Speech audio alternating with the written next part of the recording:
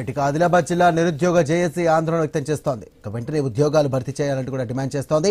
మరింత సమాచారం మా కరెస్పాండెంట్ శ్రీనివాస్ ఇప్పుడు అందిస్తారు.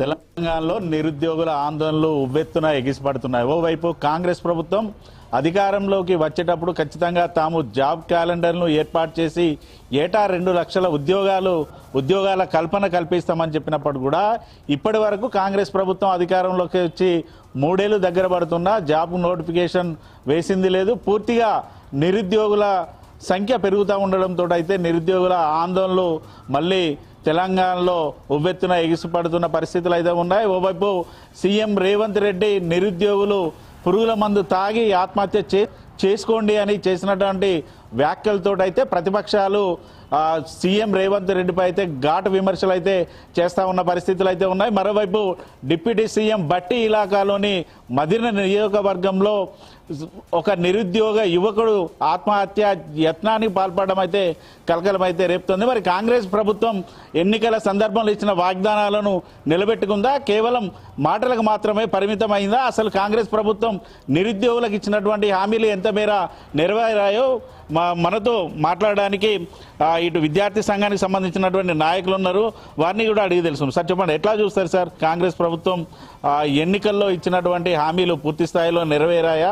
నిరుద్యోగులకు ఇచ్చినటువంటి హామీలు ఎలా ఉన్నాయి? ప్రత్యేక తెలంగాణ రాష్ట్రాన్ని నీళ్లు నిధులు నియామకాల పేరుతోని ఇలా తెచ్చుకొని సాధించుకున్నటువంటి తెలంగాణ రాష్ట్రంలో ఎంతోమంది విద్యార్థులు, యువకులు, విద్యార్థి నిరుద్యోగులు ఇలా నేను చనిపోయినా మంచిదే, నా తెలంగాణ రాష్ట్రంలో ఉన్నటువంటి ఎంతోమంది నిరుద్యోగులకు ఉద్యోగ అవకాశాలు కలుగుతాయని చెప్పి ఎంతోమంది విద్యార్థుల ఆత్మ బలిదానమైనటువంటి పరిస్థితి. తెలంగాణలో ఉన్నటువంటి నిరుద్యోగులకు ఏదైతే జాబ్ క్యాలెండర్ ప్రకటిస్తాం, తెలంగాణలో గత ప్రభుత్వము 4,000 ఇస్తానని మేము దానికంటే ఎక్కువ ఇస్తామని చెప్పి అధికారంలోకి వచ్చినటువంటి కాంగ్రెస్ పార్టీ కూడా ఇప్పటికి 2.5 సంవత్సరాలు దాటుతున్నా కూడా తెలంగాణలో ఉన్నటువంటి నిరుద్యోగ వృత్తి ఇవ్వలేదు. అదే సందర్భంలో తెలంగాణలో ఉన్నటువంటి విద్యార్థులకు జాబ్ క్యాలెండర్ రాలేదు. అంతేకాకుండా గత ప్రభుత్వంలో అవినీతి జరిగినటువంటి గ్రూప్ 1 ఎగ్జామ్లకు సంబంధించినటువంటి విషయంలో అవినీతి పరులను శిక్షిస్తామని చెప్పి కూడా ఈ ప్రభుత్వము కాంగ్రెస్ ప్రభుత్వం వారిపైన కూడా ఎలాంటి చర్యలు తీసుకోలేదు. కానీ ఇవాళ రేవంత్ రెడ్డి గారు, ఈ రాష్ట్ర ముఖ్యమంత్రిగా ఉన్నటువంటి రేవంత్ రెడ్డి గారు అసహనానికి గురై ఇవాళ ప్రభుత్వాన్ని పాలించడం, ప్రభుత్వాన్ని శాసించడం, ప్రభుత్వ పథకాలను ముందుకు తీసుకుపోవడం చాతగాక ఇవాళ నిరుద్యోగులను ఇవాళ ఏదైతే అవమానపరంగా బీర్లు బిర్యానీలు అనుకుంటా అదే విధంగా ఇలా తాగి చావండి అనే విధంగా మాట్లాడడం ఏదైతే ఉందో తెలంగాణలో ఉన్నటువంటి విద్యార్థి నిరుద్యోగులను మోసం చేయడమే. ఈ సందర్భంగా తెలంగాణలో ఉన్నటువంటి యువత అంతా కూడా ఇవాళ ఈ ప్రభుత్వాన్ని గద్దెదించేంత వరకు కూడా సహించేటువంటి పరిస్థితి లేదు. ఏదైతే తెలంగాణలో ఉన్నటువంటి విద్యార్థి నిరుద్యోగులను ఇలా మోసం చేస్తున్నటువంటి కాంగ్రెస్ పార్టీ గత ఏదైతే నోటిఫికేషన్లు తూతూ మంత్రంగా 1-2 రిలీజ్ చేసి ఇలా పోలీస్ శాఖకు సంబంధించినటువంటి రిలీజ్ చేయడం జరిగింది. అది కేవలం తూతూ మంత్రంగా మేము నిరుద్యోగులకు ఉద్యోగ అవకాశాలు కల్పించని చెప్పడమే అదే సందర్భం తప్ప ఇలా తెలంగాణలో ఉన్నటువంటి పోలీస్ శాఖలో కొన్ని వేల ఉద్యోగాలు ఇలా వేకెన్సీస్ ఉన్నాయి. అంతే పోలీస్ శాఖలో 20,000 ఉద్యోగాల భర్తీకి అయితే అవకాశం ఉంది.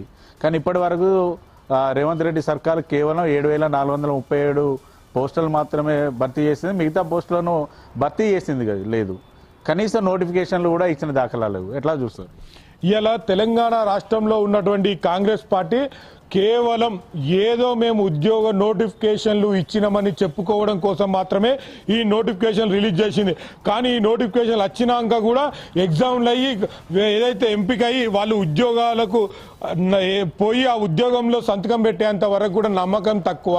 కేవలం ఇది తెలంగాణలో ఉన్నటువంటి యువకులను మోసం చేసేటువంటి ప్రయత్నం జరుగుతూ ఉంది. ఇలా టీచర్లకు సంబంధించినట్టు చూసుకుంటే ప్రభుత్వ పాఠశాలలో ఎంతో మంది ఉపాధ్యాయులు రిటైర్మెంట్ అవుతా ఉన్నారు, నోటిఫికేషన్ లేదు. ఇలా ప్రభుత్వ శాఖల్లో ఎన్నో శాఖలలో ఇవాళ రెవెన్యూ శాఖలో కావచ్చు, ఇవాళ మిగతా ఏ శాఖలో చూసుకున్నా కూడా ఇవాళ ఉద్యోగ నోటిఫికేషన్లు లేవు. కేవలం తూతూ మంత్రంగా పోలీస్ శాఖలో మాత్రమే ఉద్యోగ నోటిఫికేషన్లు రిలీజ్ చేసి ఇలా విద్యార్థులను మోసం చేసేటువంటి ప్రయత్నము ఈ కాంగ్రెస్ పార్టీ చేస్తూ ఉంది. ఒక్కసారి తెలంగాణలో ఉన్నటువంటి యువత మనందరం కూడా ఆలోచించాలి. కేవలం ఇవాళ రేవంత్ రెడ్డి అన్నటువంటి కొన్ని పదాలను మనం గుర్తుంచుకోవాలి. ఇవాళ ఎరుగుల మంది తాగి తావండి, ఉద్యోగాలు లేవు, బొద్దగాలు లేవు అనే ఇష్టానుసారంగా ఇవాళ యువత మీద మాట్లాడుతూ ఉన్నాడు.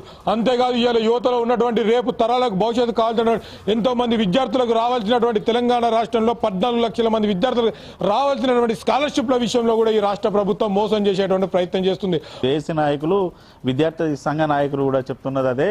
గతంలో ఏదైతే కాంగ్రెస్ ప్రభుత్వం అధికారంలోకి వచ్చేటప్పుడు ఇటు నిరుద్యోగులకు ఖచ్చితంగా ఉద్యోగాల కల్పన చేస్తాం, జాబ్ క్యాలెండర్లు రిలీజ్ చేసి ఏటా 2 లక్షల ఉద్యోగాల కల్పన చేయడంతో పాటు నిరుద్యోగులకు 4,000 రూపాయల నిరుద్యోగ భృతి ఇస్తామని చెప్పినప్పటికి కూడా ఈ 3 ఏళ్ల కాలంలో ఎక్కడ కూడా కాంగ్రెస్ పార్టీ ఇచ్చినటువంటి హామీలు అయితే నెరవేరిన సందర్భాలు లేవు. ఖచ్చితంగా రానున్న రోజుల్లో నిరుద్యోగ యువకులందరినీ కలుపుకొని పోయి తాము పూర్తిగా ఉద్యమాలు చేయడానికి సిద్ధంగా ఉన్నాం. ఖచ్చితంగా వచ్చే ఎన్నికల్లో కాంగ్రెస్ ప్రభుత్వానికి గట్టి బుద్ధి చెప్దామంటూ వారైతే చెప్తా ఉన్నారు. Vote studio.